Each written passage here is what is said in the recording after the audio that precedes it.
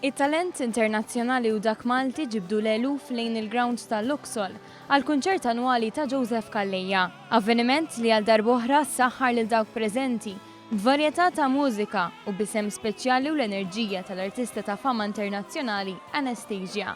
Però għal aktar minn darba tenur Malti faħħar it-talent kbir Malti li tiegħu kellna wirja mill-isbaħ bis-sehem ta' Nico Darmanin u Cliff Zammit Stevens, Red Electric, Marvik Monreal, Miriam Kawki u Ivan Grek.